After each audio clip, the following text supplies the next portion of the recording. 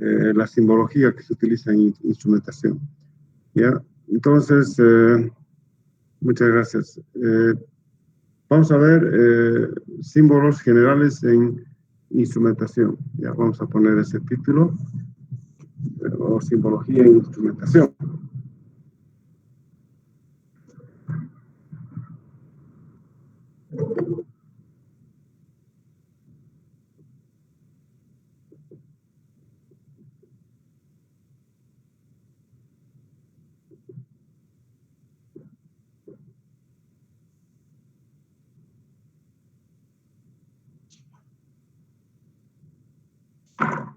¿Dónde está entonces? Luisaga Pozo, sí. Bueno, entonces, como decíamos, hoy vamos a ver rápidamente esta parte de la simbología. Esta simbología también obedece, digamos, a unas normas, que son las normas ISA que anteriormente habíamos mencionado, ¿no? Que es la Sociedad Americana de Instrumentación. Y todo lo que voy a hablar, digamos, está en torno a esa norma americana, ¿no? Entonces, ¿por qué traigo, digamos, esta temática? Porque cuando ustedes vayan a una industria, van a ver la distribución, digamos, de los instrumentos dispersos en una planta.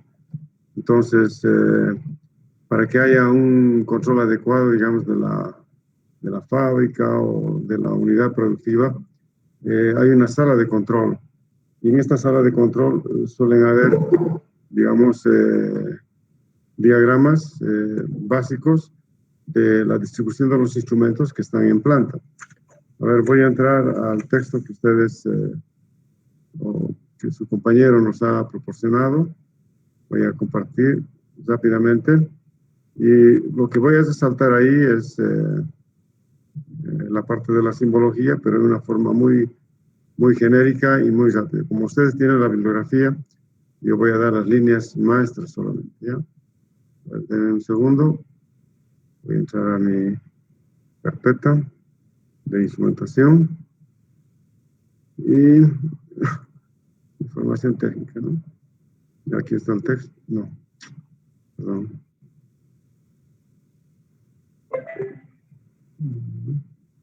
Vamos a hacer esta parte. Visibilidad de esto.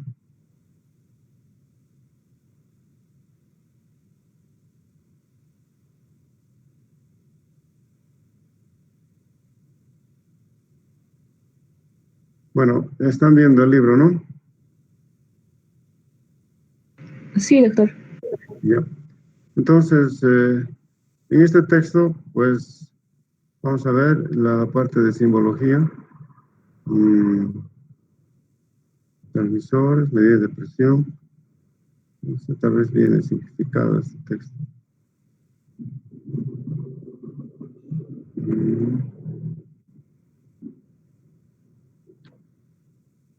Es que esta es una versión mejorada ya, ¿no?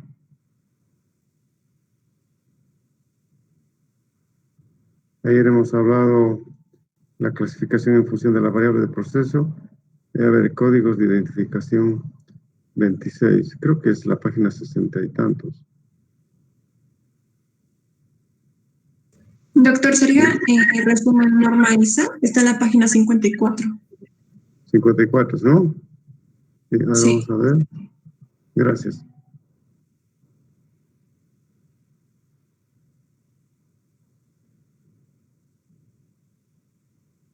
Aquí está. Vamos a ver. Bueno, esta es parte de lo que quiero hablar. 35. Vamos a ver lo que dice compañero.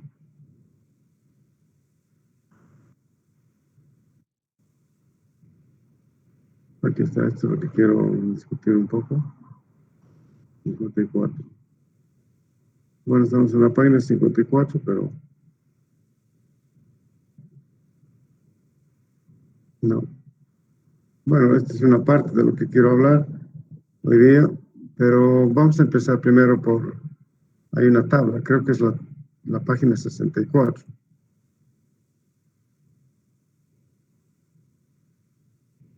61, voy a ver.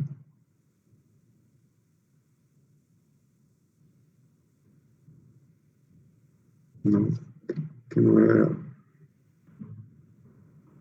Aquí está. Aquí tenemos la página 60, por favor. Bueno, ustedes lo van a ver como tienen el texto. Acá. Entonces, vamos a ver sobre las características de esta simbología.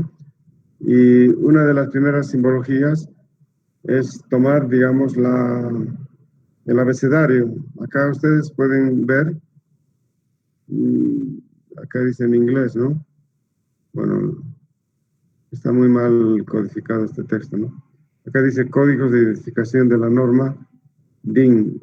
Entonces, probablemente sea una norma, qué sé yo, alemana, ¿no? Las DIN son normas alemanas, ¿no?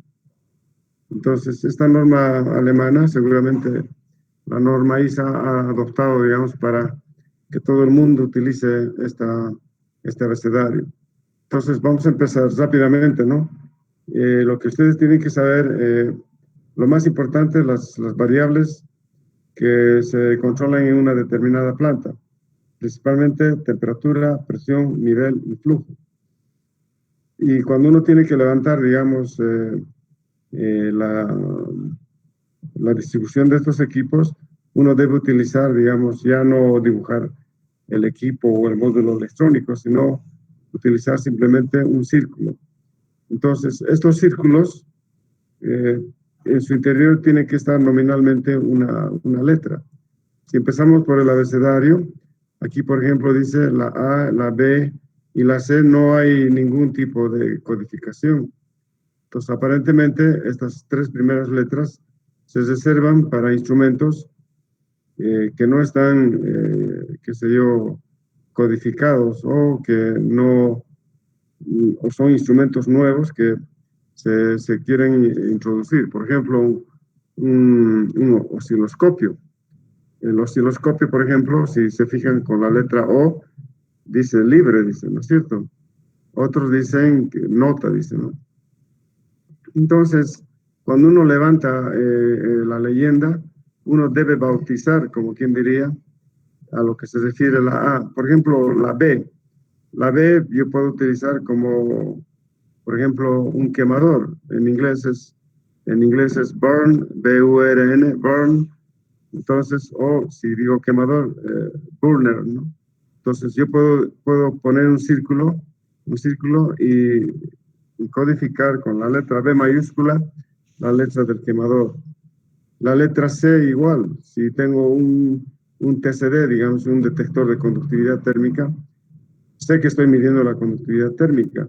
Entonces, la conductividad térmica puede ser, digamos, después de un horno, que se vaya a un detector de conductividad térmica para saber la calidad de los gases productos que están saliendo, digamos, ¿no? Porque el TCD puede identificar el monóxido, el CO2, el oxígeno, pero no el agua. Entonces, yo puedo denotar con la letra C la conductividad. Y la densidad no hay donde perderse, utiliza la letra D. Y la letra E son para valores eléctricos, como por ejemplo, si yo quiero medir la tensión, digamos, ¿no? Entonces, de acuerdo a la ley de Ohm, ustedes siempre han utilizado la letra E o la B o la V, ¿no? Pero la E pueden decir que es energy o electron o electricity, lo que sea. Pero dice que podemos codificar el instrumento con una letra E. Aquí está el flujo. Esta es la que es familiar a nosotros, ¿no? Flow. En inglés es flow.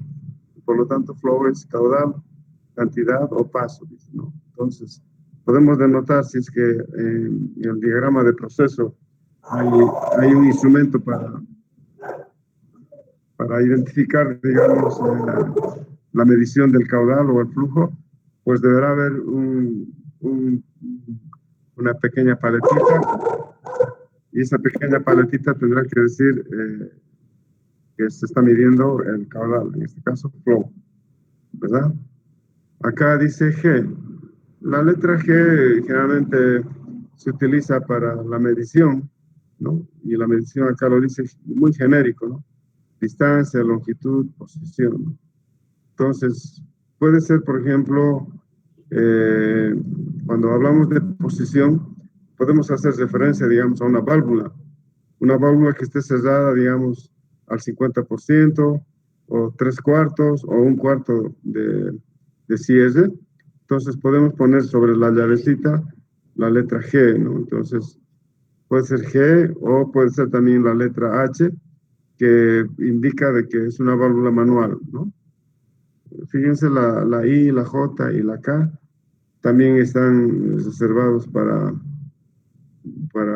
no, en este caso la I y la J son códigos libres.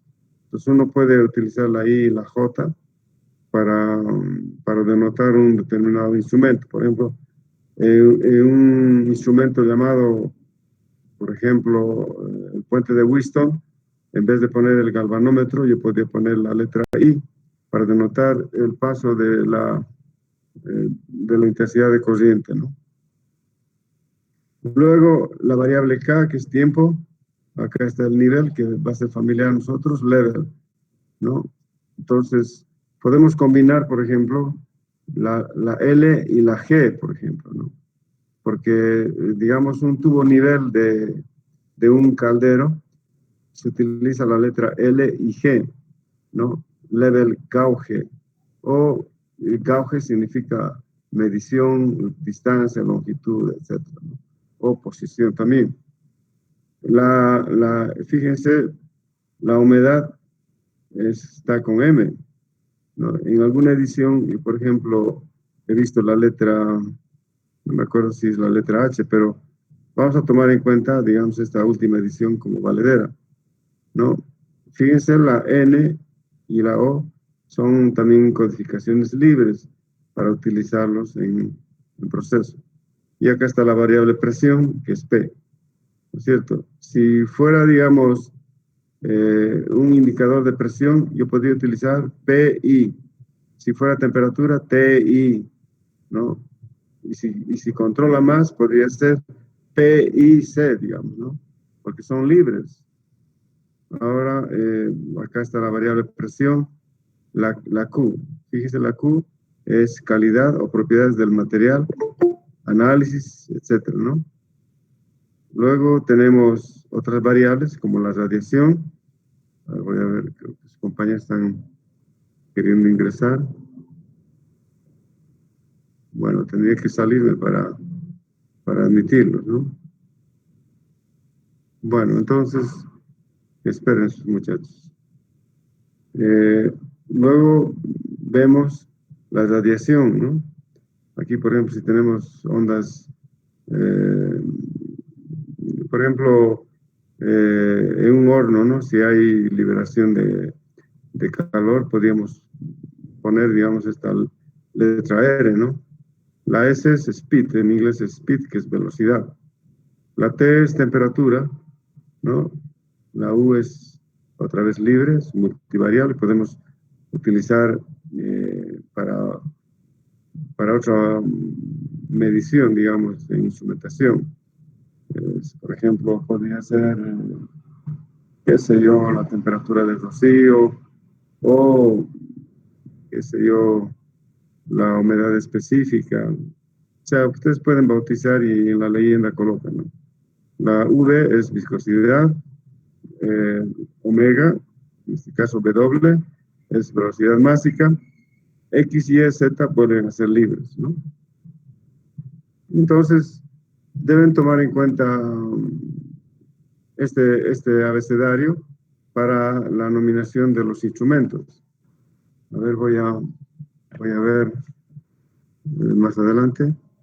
Aquí, fíjense, aquí ya están empezando a dar algunos ejemplos.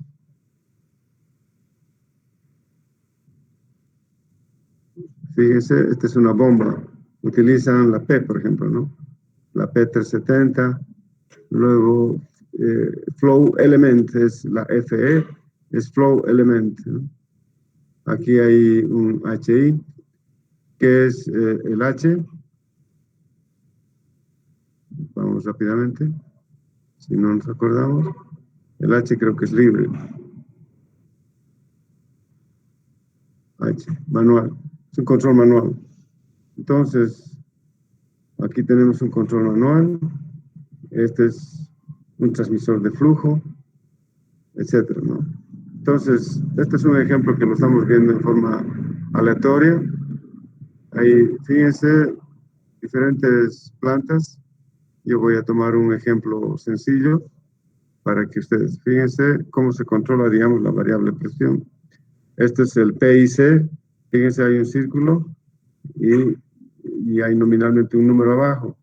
Y esto es, digamos, de este primer instrumento puede haber un segundo instrumento con las mismas características, pero se diferencia entre el número. Los dos son controladores indicadores de presión, la PIC, ¿no? Esto es un transmisor de presión.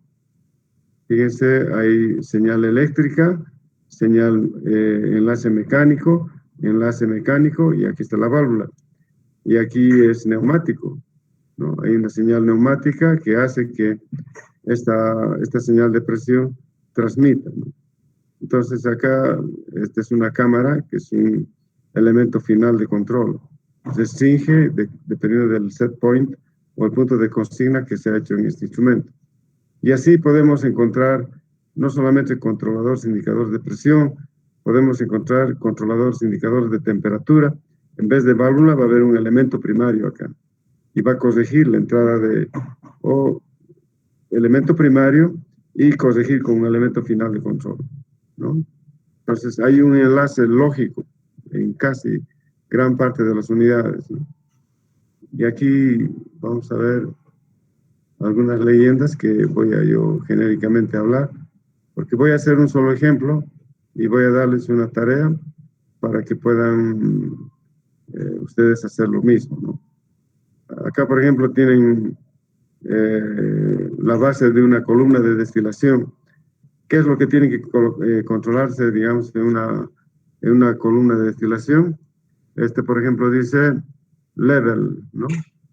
Level. O sea, este es un transmisor de nivel, no de temperatura, cuidado que están diciendo temperature level o level temperature, no. En este caso es level, es un transmisor de nivel.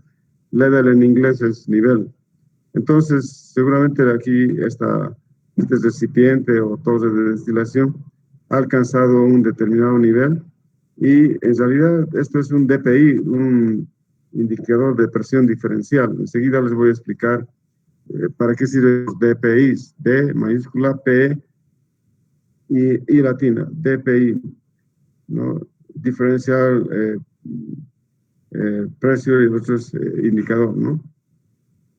Entonces, acá este es un transmisor de nivel y este transmisor de nivel comanda, digamos, acá a este controlador, indicador de nivel, un LIC.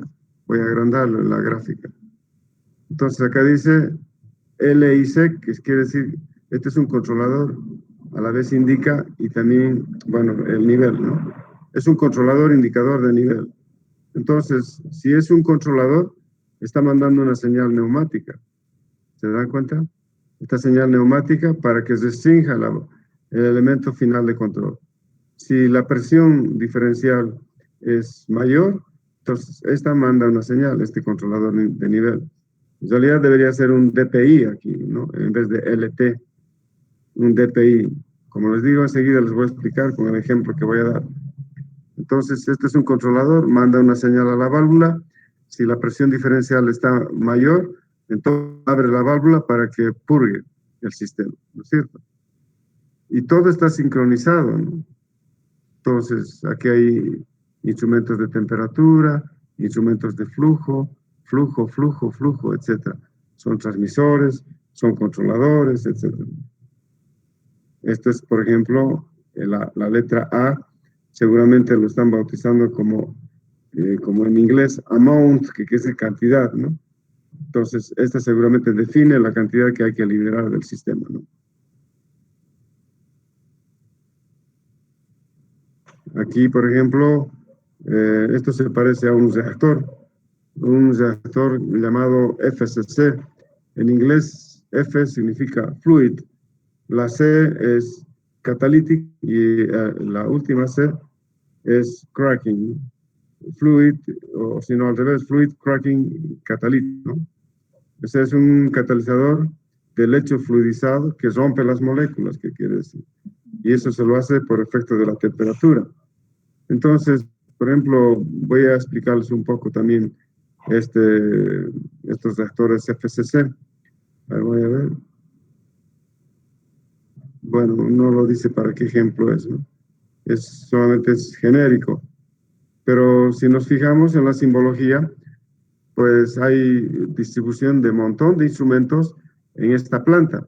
Por ejemplo, aquí tenemos un acumulador y aquí, si quieren, un reactor. Y este reactor está nominalmente acá siendo controlado por un instrumento que es la presión. Entonces, si es excesiva la presión, fíjense, manda un controlador de presión como señal neumática y acciona la válvula para que haga el venteo correspondiente o admite el vacío si es que es una columna de presión reducida. Ahora, fíjense, este es el control del reflujo. Entonces, más parece un stripper, ¿no? Es stripper en inglés, que quiere decir un despojador, y están caracterizados por la entrada de los strippers de una línea de vapor de agua que está acá. Fíjense, F. ¿Se está notando lo que estoy explicando, jóvenes?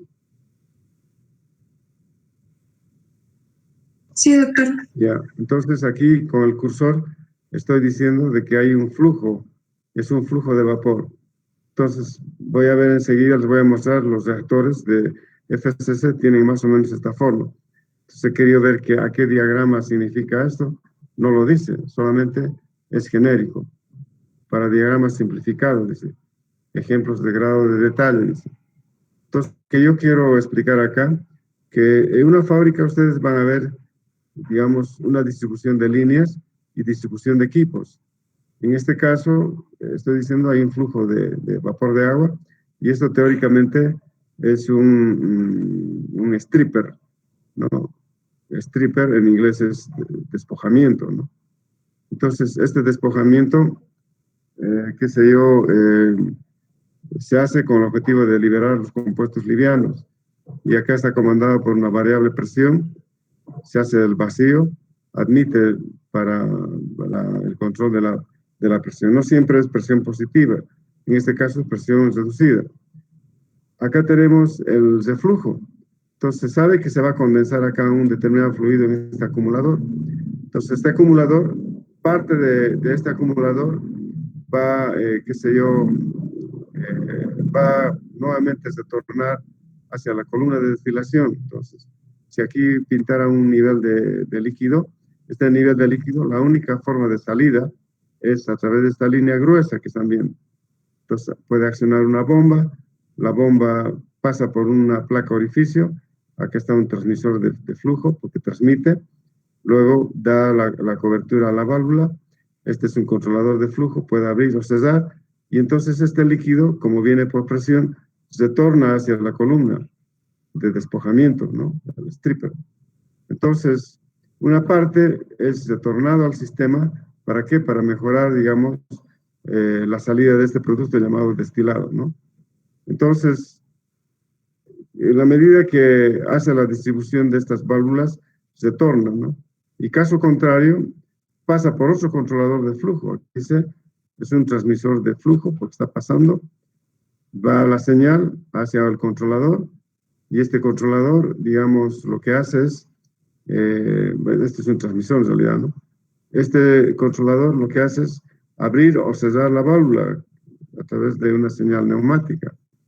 Entonces, parte de esta columna es destilado y parte es retornado, pero no es aleatorio, es decir, no alguien ha venido a hacer un control manual y manejar esta válvula, o venir a esta otra válvula y a gusto abrir. Esto está comandado de acuerdo a los análisis que se están haciendo en el laboratorio.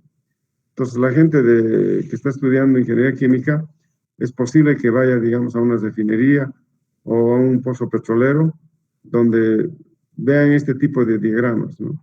y hay lógica en el control, ¿no? Acá estamos controlando el flujo, acá también estamos controlando el flujo, y en la parte superior, la presión, ¿no? Y acá en la parte inferior es nivel, ¿no? Es un transmisor de nivel, un controlador de nivel, abre o cierra, ¿no es cierto? Entonces, en realidad, esto es un DPI, como les explicaba, y está sincronizado, qué sé yo, los retiros de materia prima o las de circulación, etc. Ahí veremos, aquí hay otro diagrama, lo mismo, ¿no? Acá es un despojador, este es el flujo, ya les he explicado, es un sistema que trabaja a alto vacío, y por tanto, mismo sea alto vacío, hay componentes livianos que es posible separar. Entonces, en la separación, vemos que está accionado por una bomba, y esta bomba, cuando entra en funcionamiento, es una bomba ciega que bombea todo lo que puede, ¿no?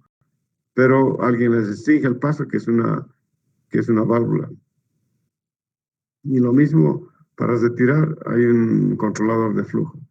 Cuando se ha balanceado esto, sigue en operación. Aquí hay una alimentación, ¿no? Un controlador de flujo, exactamente lo mismo.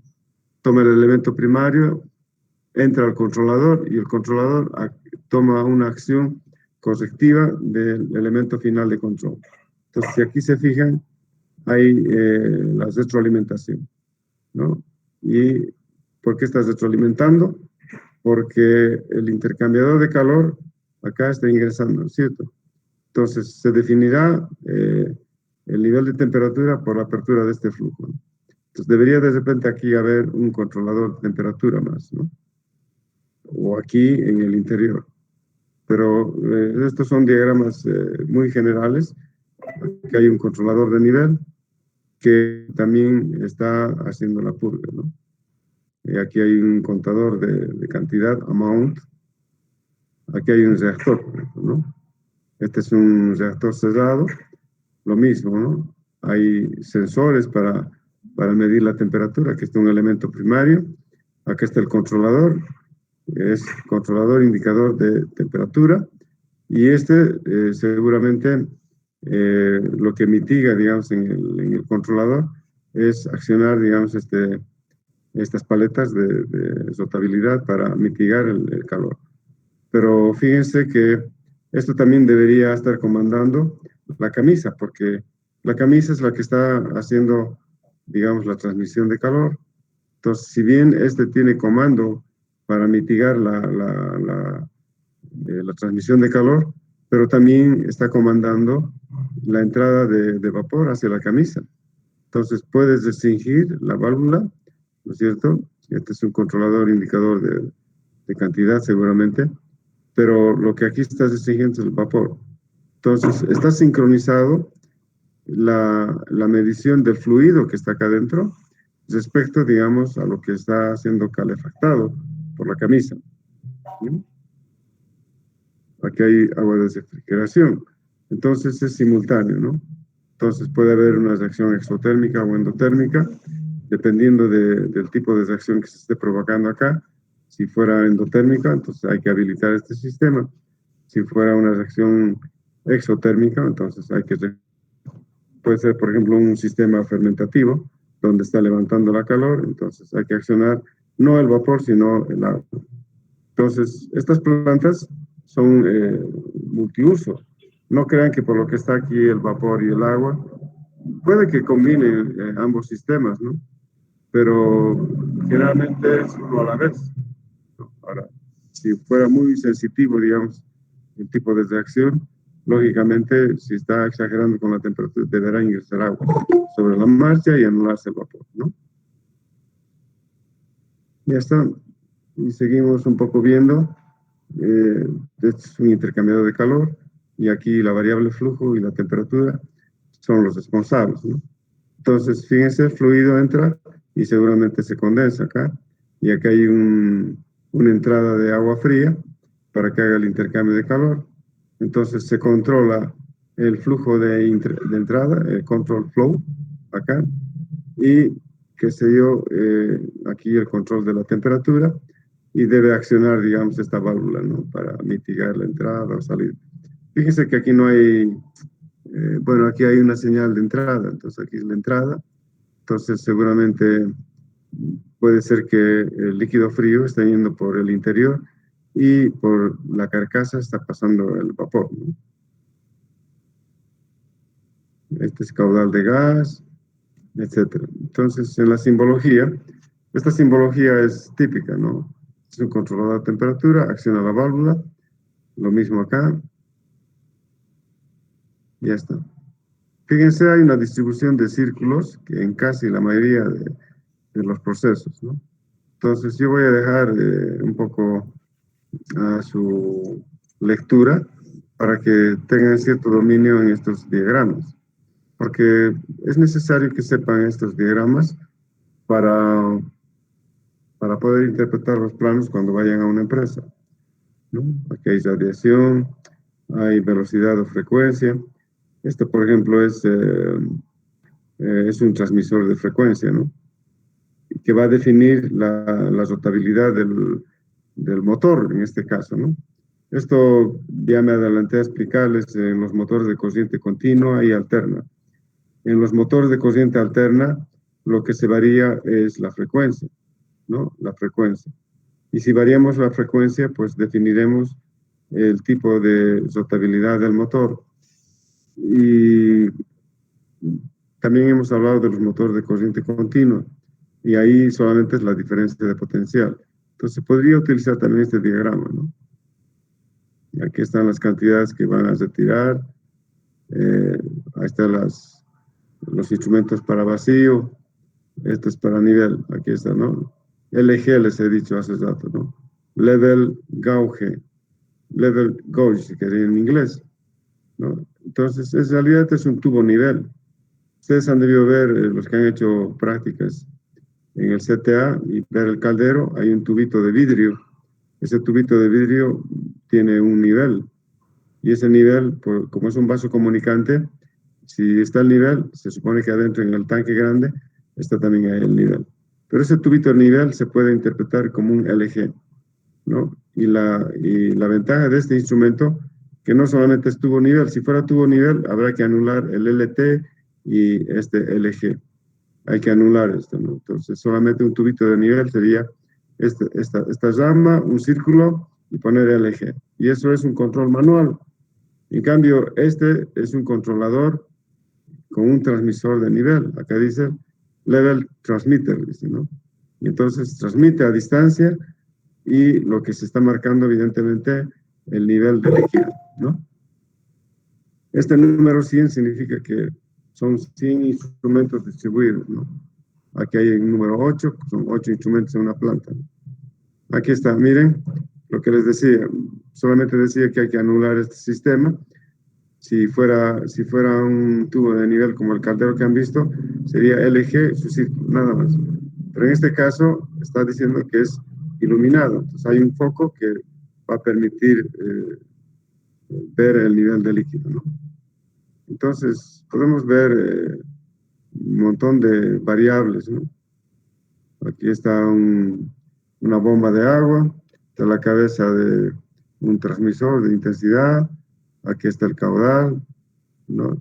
Es un transmisor de flujo, ¿no? Este es un elemento de flujo. Puede ser una placa orificio, en este caso ultrasonidos, ¿no? Vamos a ver, placas orificio, aquí está bien, sensor de placa, esta es la simbología que deberíamos utilizar. Y poner la leyenda, ¿no? FE es flow element. La tobera, si es que es un sistema para hacer vacío, es flow element, ¿no? Es un caudalímetro magnético. Aquí, fíjense los tipos de caudal que utiliza. A ver, voy a ver más rápidamente esto. Aquí, caudal. Está empezando prácticamente desde acá. Acá está. Este, por ejemplo, puede ser el flow element, ¿no? Una placa orificio, un rotámetro, etcétera, ¿no? Aquí está una placa orificio, pero acá dice flow, esto es un indicador de flujo, ¿no? Y aquí, conexiones en brida, igual.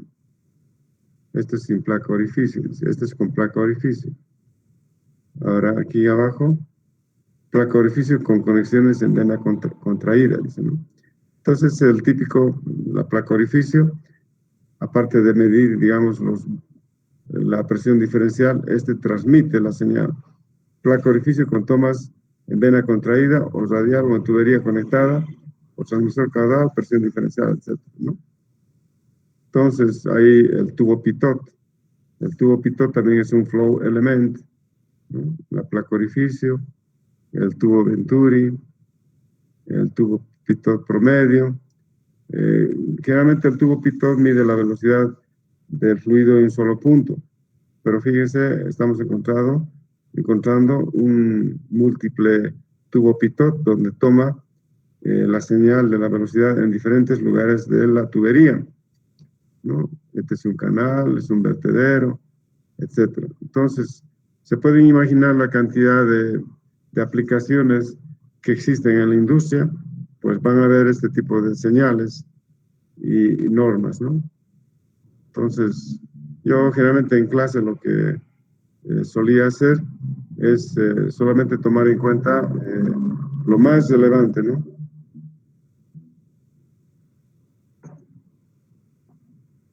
Y aquí, por ejemplo, tenemos la variable presión. Entonces, este es el diagrama típico para un regulador de reductor de presión. Esto se utiliza, por ejemplo, en los cilindros de alta presión, ¿no? Este es un regulador reductor de presión con toma externa de presión. Entonces, los diagramas cambian un poco. Esto es interno hacia el instrumento, esto es externo al instrumento. Y este es un regulador, ¿no? Estos son un tipo de diafragma, pero estos son reguladores y reductores, ¿no? Y aquí hay con señal neumática para que mande la señal o entre, ¿no? Ya está. Entonces, si nos vamos a quedar revisando todo esto, esta clase no nos va a alcanzar.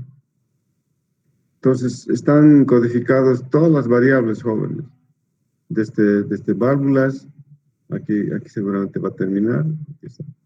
Bueno, yo debería empezar la clase desde aquí, ¿no? Desde este círculo. Este círculo significa montaje en campo, dice, la ubicación primaria, ¿no? Y acá la ubicación auxiliar. Entonces, pero voy a restringirme a esto o a estos dos, ¿no es cierto? Luego hay la parte ya de controles lógicos, etcétera, que yo ya no entro, digamos, a explicar. Esto, por ejemplo, es doble instrumento, ¿no? Son instrumentos para dos variables en realidad estos. Entonces puede haber dos variables ubicadas en campo. Y hay una diferenciación también que no estoy viendo acá. Cuando es un círculo, como en este caso, es un instrumento local. Si está rayado, como en este caso, se denomina la ubicación del instrumento en un panel, ¿no? Cuando es una raya, es instrumento en panel de control, es decir, en la sala de control. Ahora, si en vez de esta raya continua fuera segmentado, pueden irse anotándose ya. Si es un círculo, significa un instrumento local. Si es con una línea, significa instrumento en panel. Y si fuera segmentado, esta línea de abajo significa es un instrumento que está montado detrás del panel de control. ¿Ya? Eso es lo más importante, jóvenes. Un círculo, una raya y un segmento. Recuerden, cuando es un círculo, es un instrumento local. Si es una raya continua, como este caso, es un instrumento en panel. Y si estuviera segmentado, un instrumento que está ubicado o montado detrás del panel de control. ¿Ya? Y acá está la simbología de válvulas, ¿no? La simbología general de una válvula es esta. Ahora, si ha doblado en ángulo, si es mariposa, si es una válvula rotativa, la que ustedes conocen, ¿no? Las válvulas de media vuelta. Y está en realidad hablado mal, válvula rotativa de media vuelta. porque lo que están haciendo es en realidad un cuarto de vuelta. Y en inglés se llama a quarter valve, se llama. Entonces debería ser una válvula rotativa de media cuarta de giro, algo así. Estas válvulas de 3 vías, también les voy a explicar, son muy útiles para sistemas de análisis. Hay de 4 vías, hay de 6 vías, etc. Esta es la válvula globo, hay válvulas de diafragma. Bueno, estos son reguladores, ¿no? Y aquí empieza un poco las válvulas que tienen automatismo, ¿no? Con posicionamiento, etc. Entonces, échenle una mirada así global a esta simbología, jóvenes, ¿ya? Yo voy a dejar esto y voy a entrar al pizarrón para hacer un ejercicio completo de un ejemplo, ¿ya? Entonces, cerramos. Stop sharing. Y me entro ustedes. Ya está. Entonces, haciendo un pequeño resumen, lo que nos interesa es identificar este tipo de instrumentos en una determinada fábrica, porque las fábricas no son unidades separadas, siempre van a encontrar una unidad de control o una sala de control donde esté visible, digamos, todita la planta como está operando de forma continua. Y ahí van a ver círculos,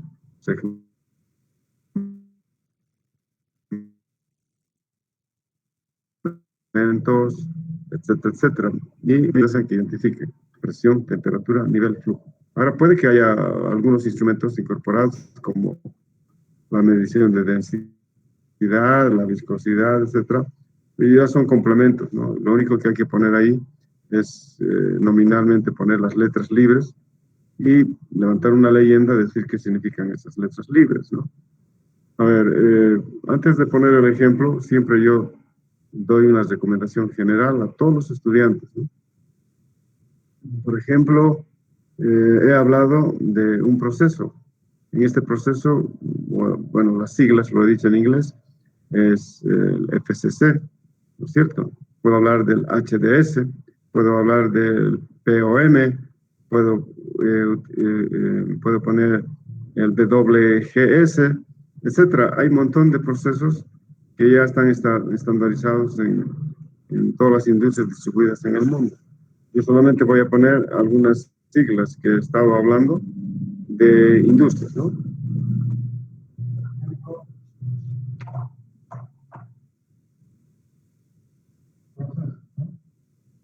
Procesos industriales.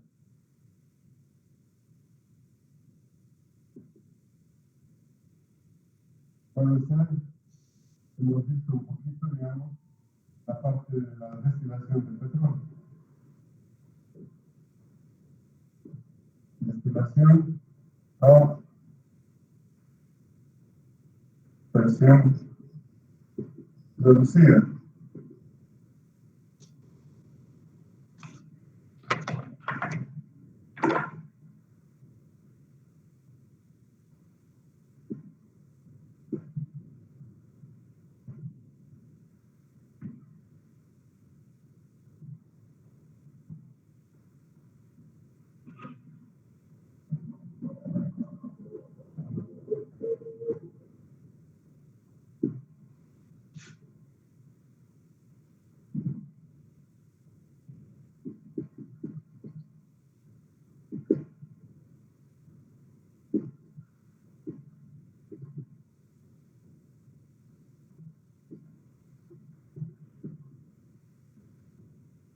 ¿No? Esto es fluid cracking.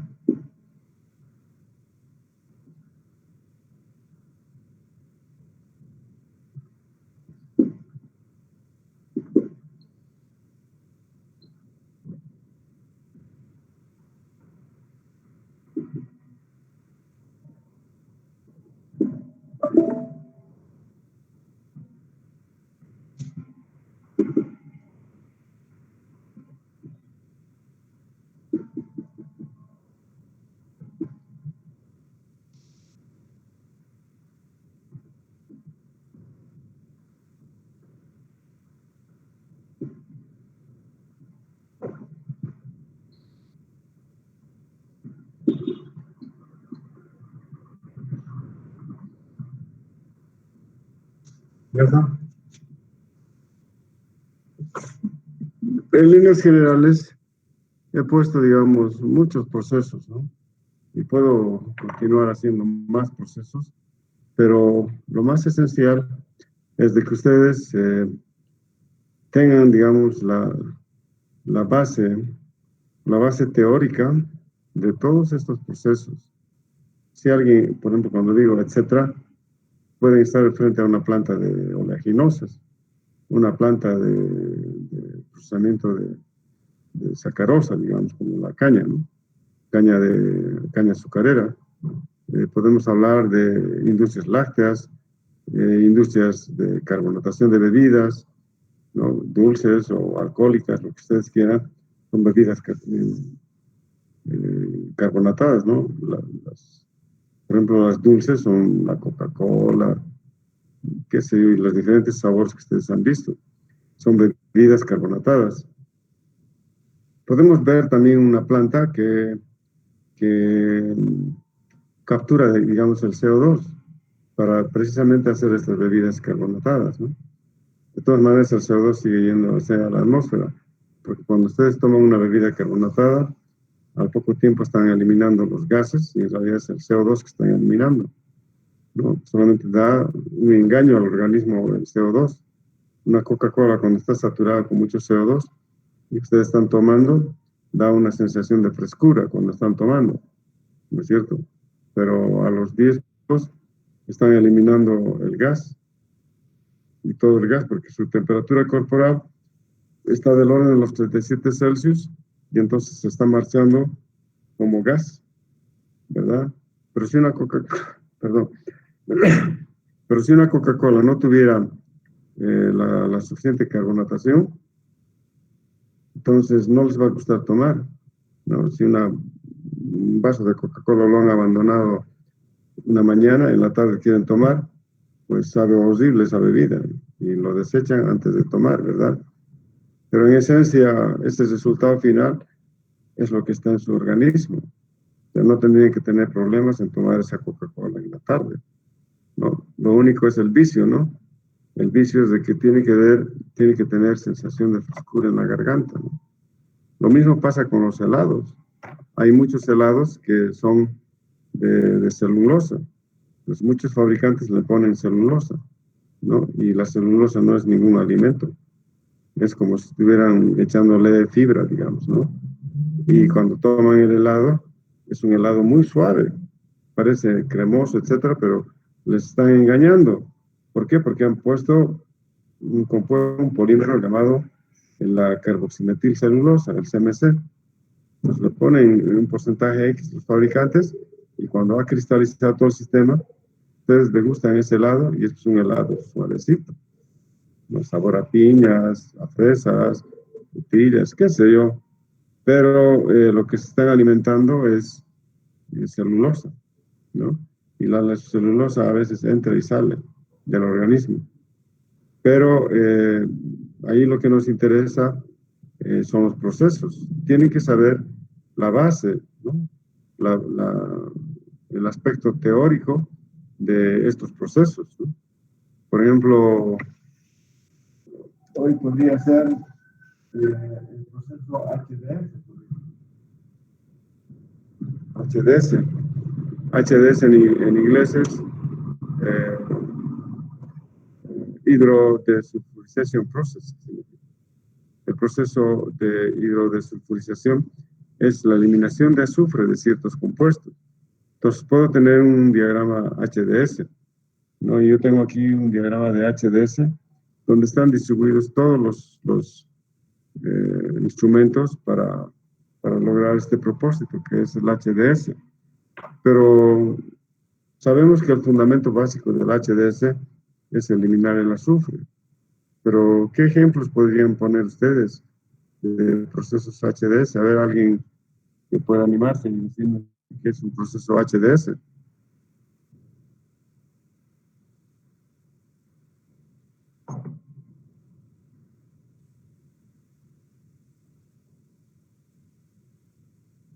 A ver.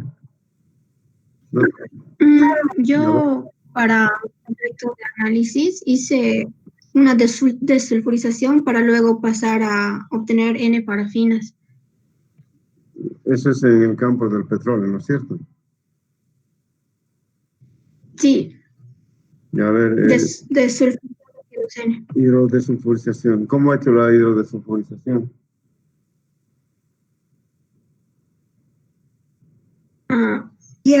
En un reactor de leche empacado, hidrógeno, el queroseno y el era aceite contaminante. Exactamente. Entonces, hay una idea, ¿no es cierto?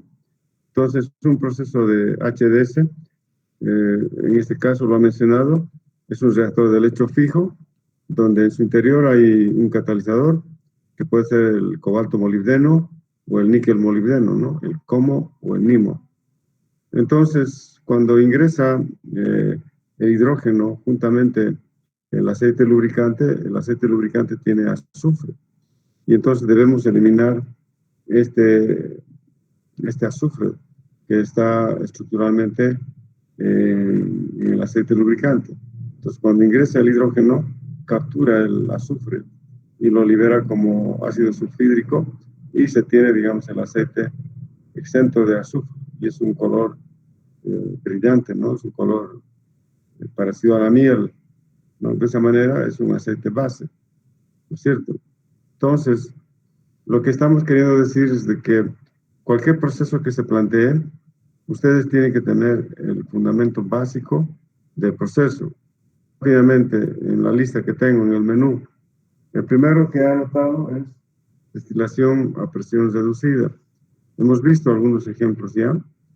Podemos hacer exactamente lo mismo en vez de vacío, solamente le cambiamos la palabra, en vez de vacío le ponemos presión atmosférica y es exactamente el mismo diagrama.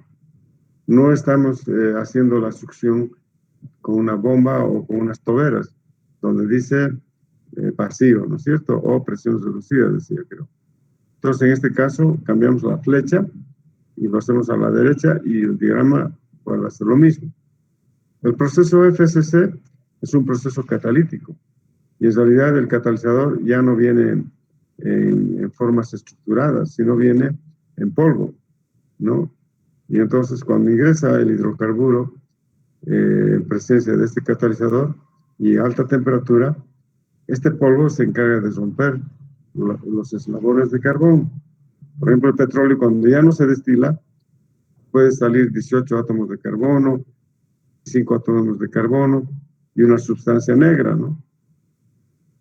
Entonces, si nosotros quisiéramos romper, es como un rosario, los átomos de carbono. Si quisiéramos romper en 2 eslabones, 3 eslabones o 4 eslabones, si tuviéramos que romper 3 eslabones, estaríamos hablando del propano. Si son 4, o sea, 4 esferas, del butano. Entonces, ¿qué quiere decir? Que los procesos FSC, si bien son procesos totalmente sucios, ¿no es cierto? Porque son residuos del petróleo que no se ha podido destilar, pues nosotros metiendo este polvo blanco podemos fracturar esas moléculas largas, ¿no? Y lo hacemos en eslabones de 3 o 4. Entonces, si hemos hecho eso, inmediatamente se levanta el propano y el butano, que hay que comprimirlo, lo licuamos y tenemos combustible domiciliario. Si hemos roto cadenas de 7, 8, por ejemplo, 6 o 4, podemos mezclar eso y tenemos gasolinas del crudo reducido, es decir, de la destilación atmosférica. Y así sucesivamente. Podemos obtener combustibles líquidos, combustibles gaseosos, ¿no es cierto? Pero en Bolivia nos falta, digamos, investigar. A mí me hubiera gustado tener, digamos, un espacio de hacer estos procesos y plantear al gobierno para que tengamos plantas FCC en Bolivia. Pero lamentablemente, ustedes saben cómo se maneja la política, ocupan personajes que no tienen ni idea de lo que es, digamos, la industria, la proyección, etc. Algún iluminado se le ocurre, asesoran y hacen las cosas, y a veces hacen las cosas no de buena manera. Estas elecciones que vienen, yo no estoy haciendo ninguna propaganda, pero he estado atento, digamos, a todas las propuestas y realmente es una pena y es una lágrima cómo los que quieren gobernar este país tengan tanta pobreza, digamos, en el planteamiento de lo que es la industria. Porque si desarrollamos este tipo de industrias va a haber mayor mano de obra. Abordan la temática de salud, pues, que eso es casi implementación nomás y desarrollo de infraestructuras, ¿no?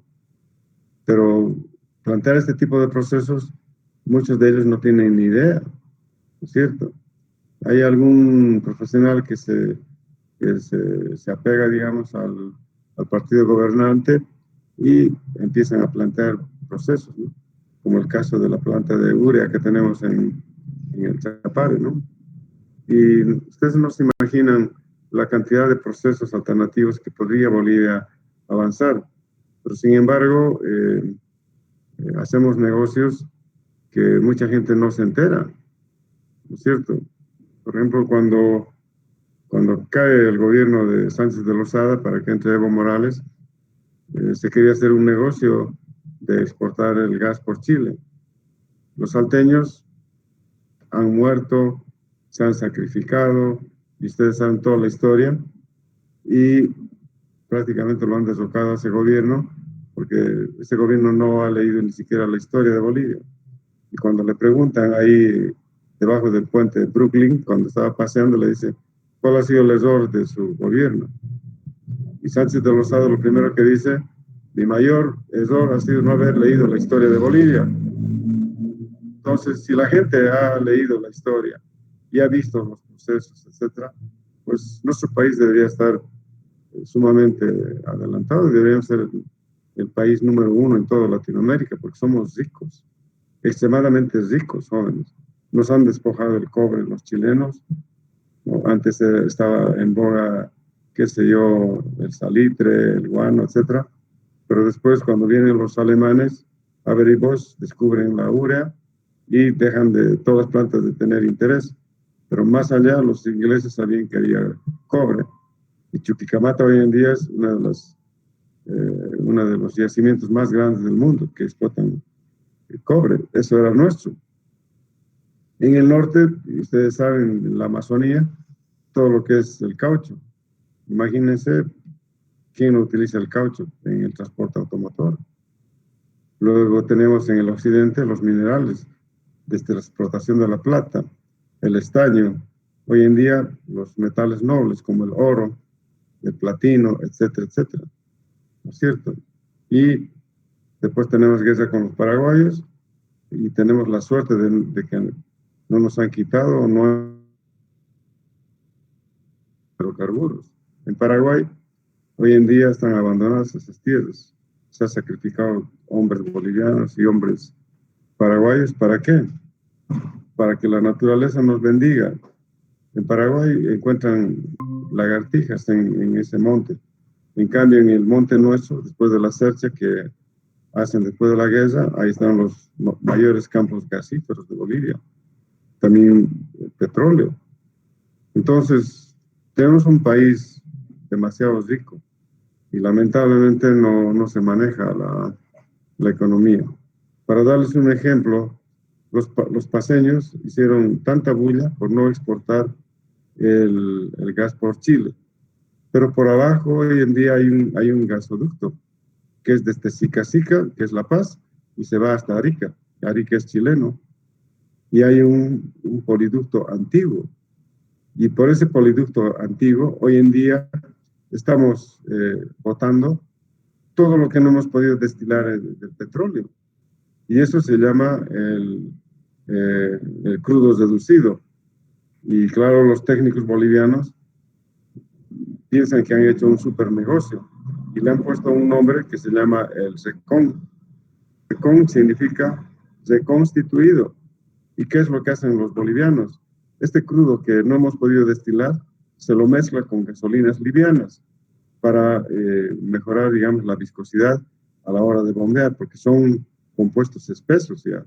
Y si le ponemos gasolina, entonces lo hacemos un compuesto liviano. Y podemos eso con una bomba de desplazamiento positivo, bombear hasta Arica, Chile. Entonces, hoy en día, ese gasoducto, los salteños nunca se han enterado de que hay ese gasoducto, pero nosotros estamos botando el crudo reducido. Y este crudo reducido no va a Chile, por territorio que ahora es chileno, y va directamente a los buques de petróleo. Pero en vez de transportar crudo de petróleo, se está exportando un crudo reducido boliviano. Y el boliviano cree que ha hecho un super negocio, porque el que compra, que es una empresa holandesa, compra este crudo reducido a precio de petróleo crudo. Hoy en día, por decir, el barril debe estar $55 el barril, de 160, 150 litros. Ese barril cuesta, por ejemplo, $50, digamos, en este momento. Y nosotros cuando vendemos el crudo reducido, después de haber destilado el GLP, el jet, el queroseno, el diésel, etcétera, lo que no hemos podido destilar, que se llama crudo reducido, lo mezclamos con un poco de gasolina y lo vendemos como petróleo crudo. Holandeses nos compran. A ver, para que ustedes tengan idea, como en San Google es tan versátil, vamos a entrar a San Google y ver los niveles de producción de crudo reducido que exportamos. Solamente mencionarles de que el dinero que ingresa por ese crudo reducido es 4 o 5 veces la planta de Bolo Bolo. Y hay un montón de dinero. Y ese dinero, ¿quién lo utiliza? Pues los que gobiernan. Y jamás nos van a decir, a ver, voy a poner en San Google el RECON, por ejemplo, que les he dicho. RECON, YPFB.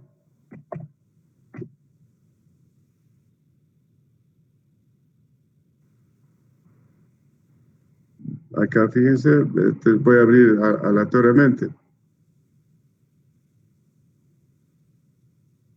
Están viendo, ¿verdad? El internet está medio malo.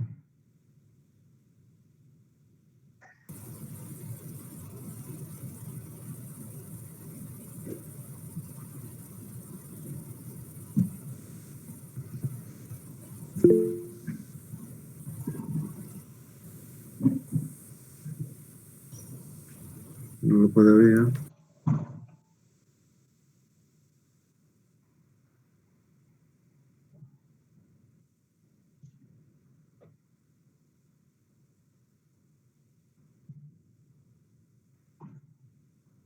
Está mal el internet. A ver, está abriendo esta página, jóvenes.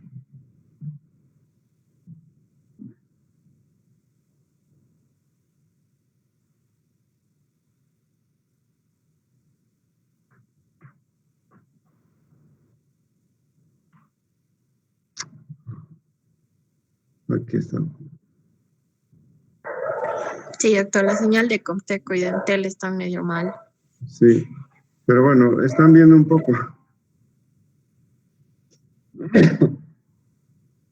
Bueno, aquí está bajando la información. Solamente para que tengan idea, jóvenes, ¿ya? Acá dice, YPFB debe vender el RECON en un máximo de 7 días.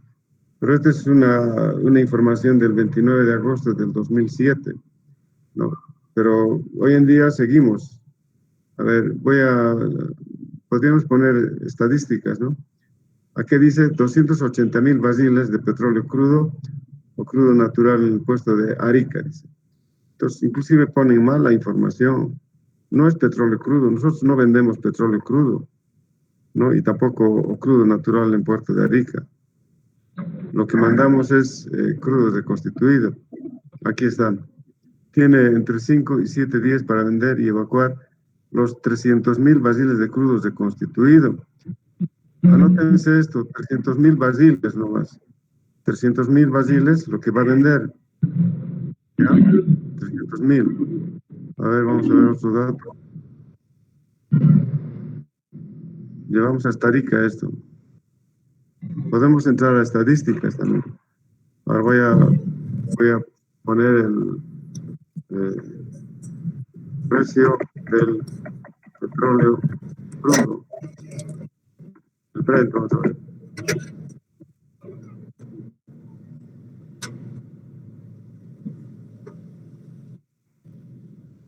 Está mal el internet, joven.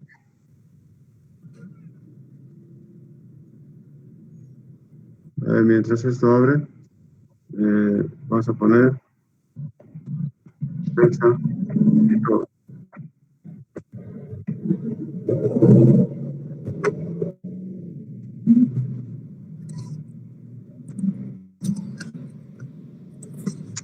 Está muy mal el internet, jóvenes.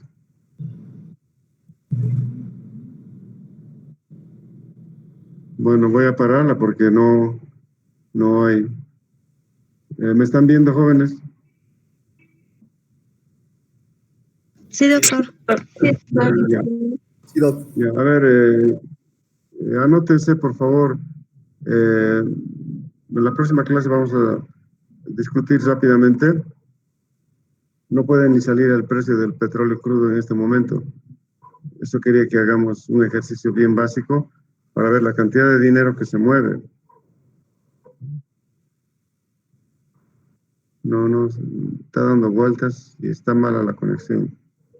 Ya, para la próxima clase, por favor, van a sondear, ya pónganse como tarea, qué es el RECON boliviano y cuántos son los niveles de exportación que hacemos a través de la empresa Vitol. Vitol es una empresa con B chica, Vitol es una empresa que es holandesa y sus buques petroleros llegan hasta Arica. Y Bolivia, lo que no puede destilar en sus refinerías, lo vende. Y lo que hacen los holandeses, este buque petrolero cargado de crudos de constituido, se lo llevan a la China, a los países asiáticos. Y los países asiáticos lo que hacen es romper estas cadenas para la producción de sus combustibles. Y por supuesto, debemos satisfacer un mercado importante de los asiáticos, ¿no? Entonces, vean qué es la empresa Vitol. Aquí creo que lo ha bajado. Aquí está. Les voy a leer simplemente.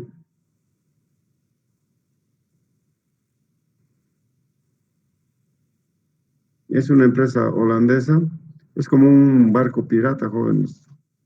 Acá dice, se los voy a leer. O si quieren, puedo compartir también.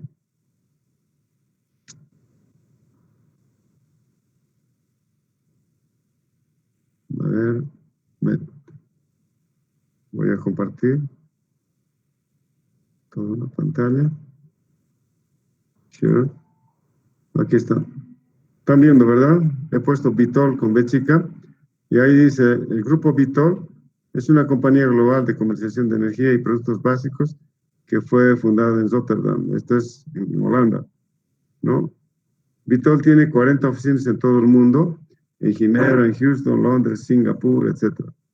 Y con ingresos, imagínense, 152.000 millones en el 2016. Y esta es la empresa que transporta, qué sé yo, o que le vendemos nuestro petróleo. Ahora vamos a ver.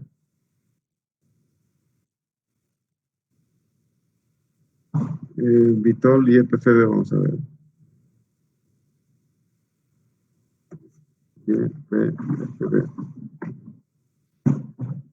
Van a ver los contratos que hace. Está colgado en internet.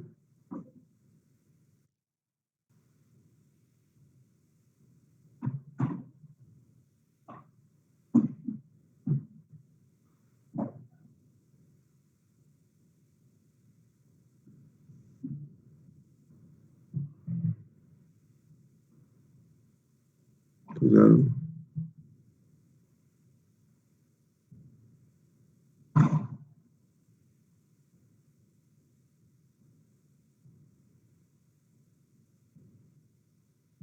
Aquí.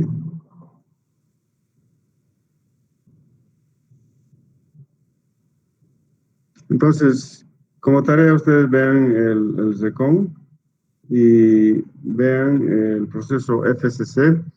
Y bueno, había dicho los niveles de producción que tenemos en las refinerías, no solamente de aquí de Cochabamba, sino también tenemos otras refinerías en Santa Cruz y una pequeña en Sucre. Y todo el crudo reducido lo mandan aquí a Cochabamba. No hay nada acá.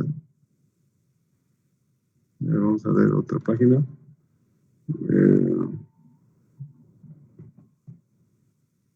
Dato de reducido y todo.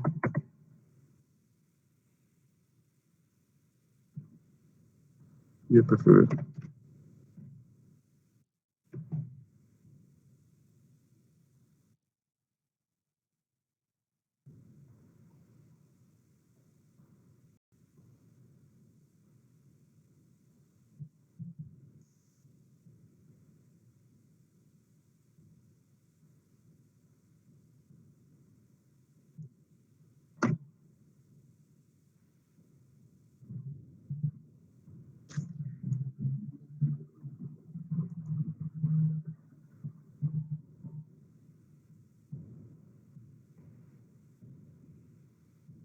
Bueno, es una información antigua, ¿no?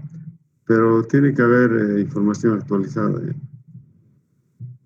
Lamentablemente el internet está muy bajo, no podemos ni ver el petróleo, precio del petróleo.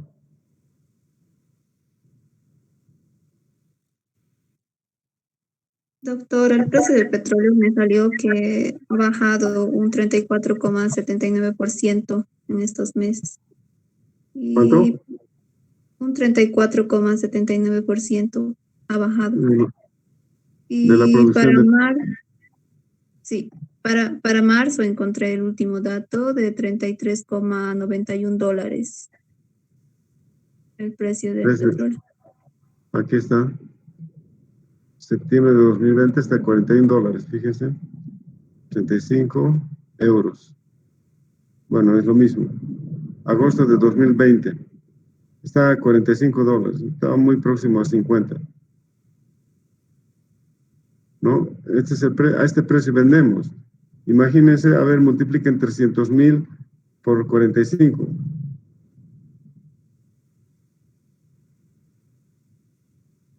¿Cuánto sale? 135,000. 13 millones, doctor, 13,5 millones. Exacto, ese es. ¿Cuánto dijo? 13,5 millones, doctor. 13,500,000. Imagínense el dinero. Eso es de una partida nomás. 7,5 mil millones, dice, ¿no? No, doctor. 13,500,000 dólares. 13 millones. 13 millones. Sí. Ya, pero ahora ese dato no sabemos si es mensual, porque es muy genérico. Por eso yo les estoy diciendo que vean cuál es el nivel de producción, porque hay estadísticas de YPFB por año. Es decir, el crudo es reducido, no es reconstituido. El crudo es reducido nomás, porque el reconstituido es ponerle gasolina. Entonces, hagan números y en la próxima clase me van a comentar.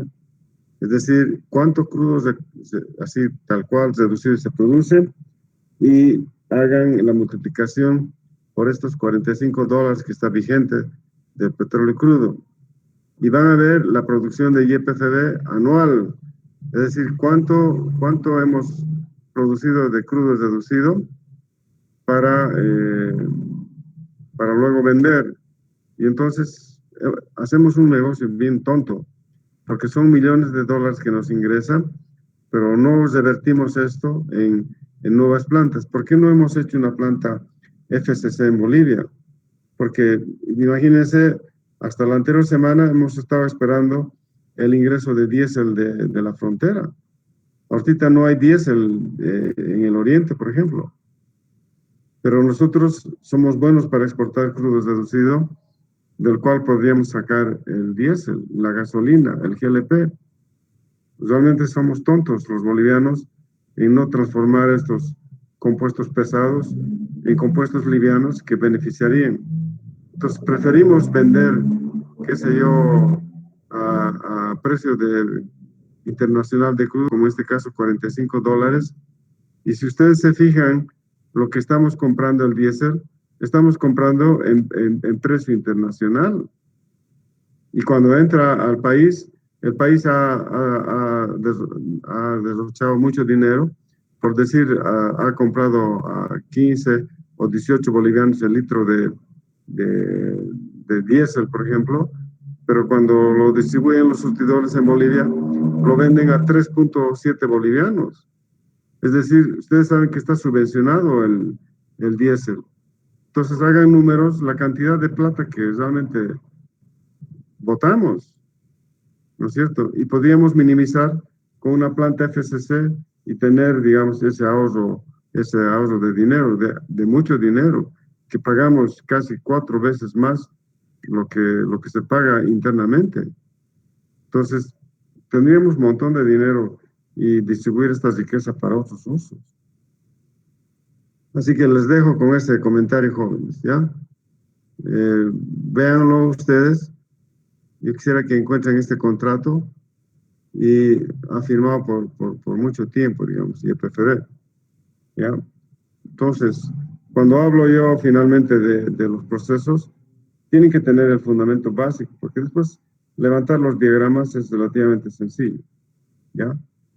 Bueno, no sé si hay algunas preguntas, pero en la próxima clase vamos a ahondar un poco en este diagrama y ya rápidamente vamos a entrar también al manejo de las variables, ¿ya?